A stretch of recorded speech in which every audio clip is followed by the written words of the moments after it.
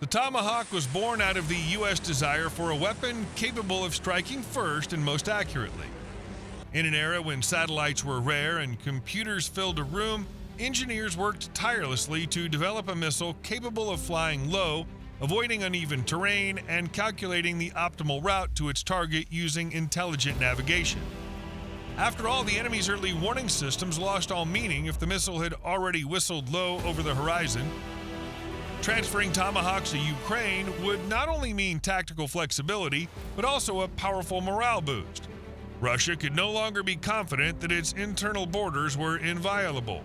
That's why this news resounded louder than any artillery salvo.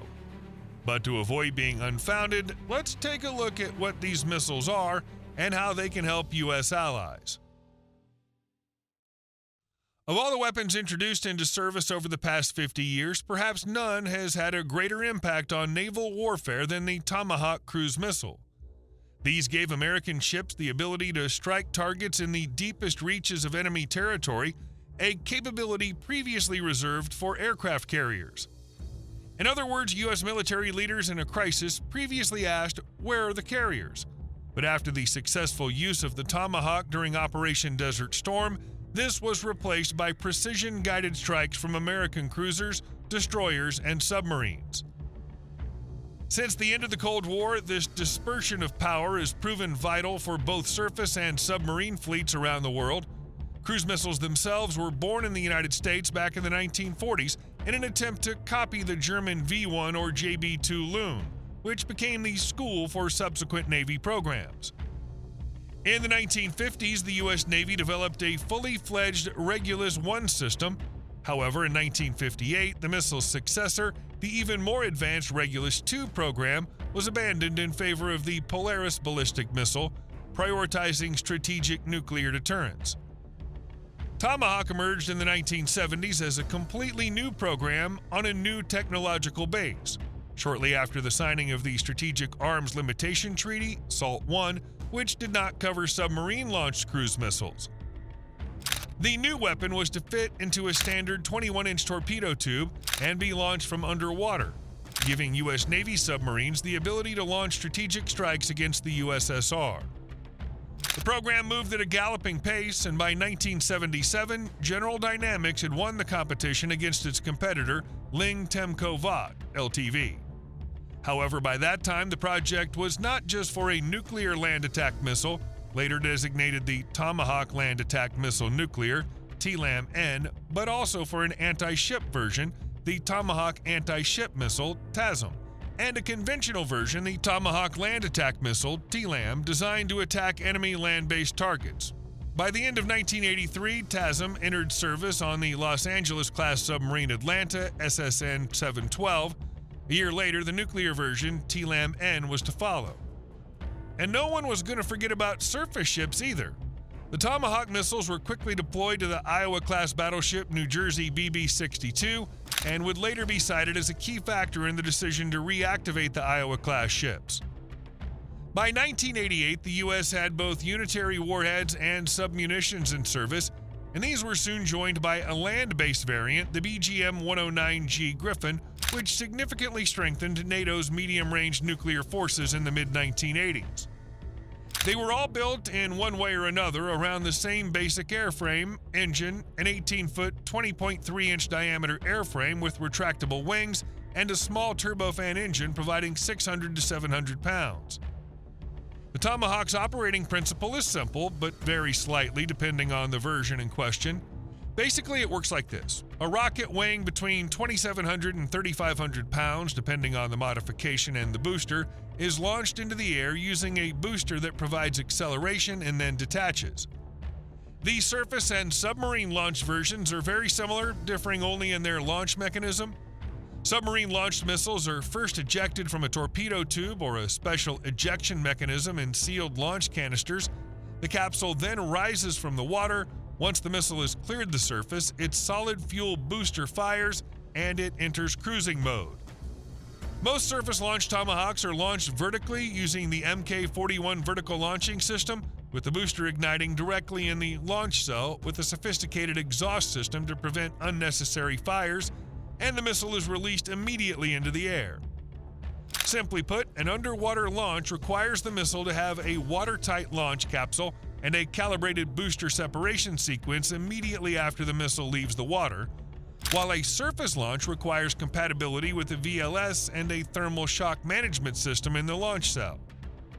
Tomahawks were designed to fly at altitudes of approximately 100 to 165 feet above the surface and up to 10 to 20 feet above water in anti-ship mode.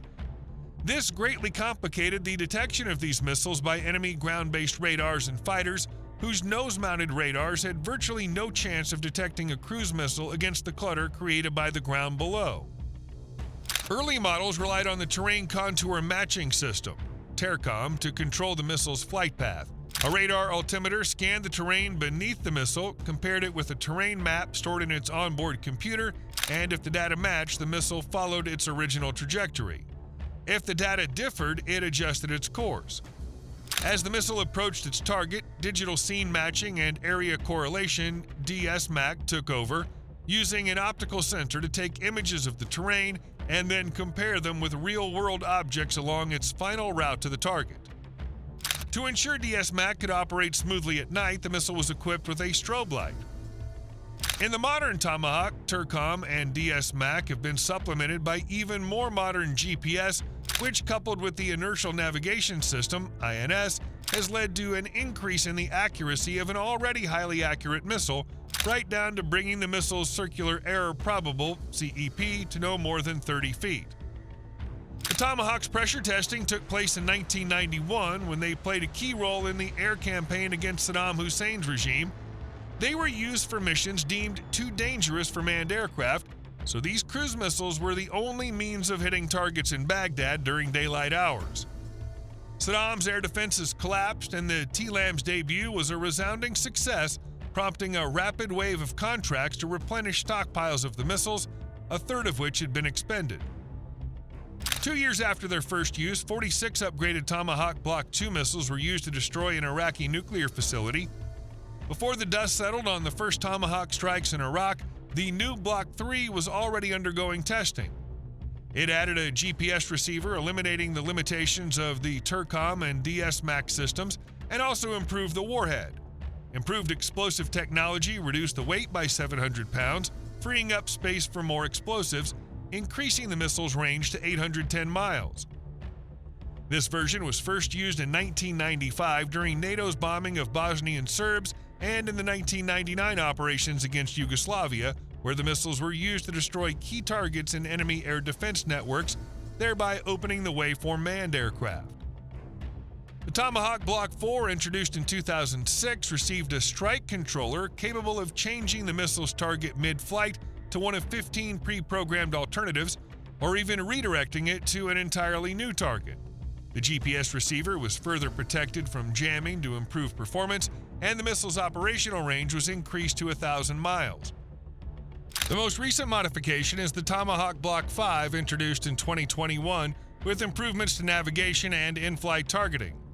Block 5A, the Maritime Strike Tomahawk MST, which allows the missile to engage even moving targets at sea, and the Block 5B, equipped with a Joint Multi-Effects Warhead System, JMUS warhead, to engage even the most hardened enemy targets. A distinct advantage of the Tomahawk Block 5 is that it does not require separate launchers, as it fits into any Mk-41 VLS silo, the same silo that currently houses standard anti-air missiles, SM-3, and evolved Sea Sparrow interceptors and vertical launch anti-submarine missiles. All Block 4 missiles will be converted to the Block 5 standard, and the remaining Block 3 missiles will be retired and demilitarized. Considering that modern U.S. missile cruisers are equipped with 122 silos and destroyers with 90 to 96, theoretically all this space could be filled with Tomahawk Block 5A missiles. However, the Navy still maintains a balanced mix of all missile types. On the other hand, Ohio-class submarines, after conversion, can easily carry up to 154 Tomahawks, and the Virginia Block 5 class with the Virginia Payload Module, VPM, can carry up to 65 cruise missiles. This year, U.S. President Donald Trump made it clear that he might send Tomahawk cruise missiles to Ukraine. This would undoubtedly greatly enhance the country's defense against Russian aggression. However, since Tomahawks are typically launched from VLSs on ships and torpedo tubes on submarines, it's not yet clear how exactly the Ukrainian armed forces will use them. Although it's almost certain that the U.S. will consider supplying existing ground-launched cruise missile options along with the Tomahawk. For example, 4 charged container launchers created on the basis of the Mk-41 vertical launcher developed by Lockheed Martin for the U.S. Army and Navy.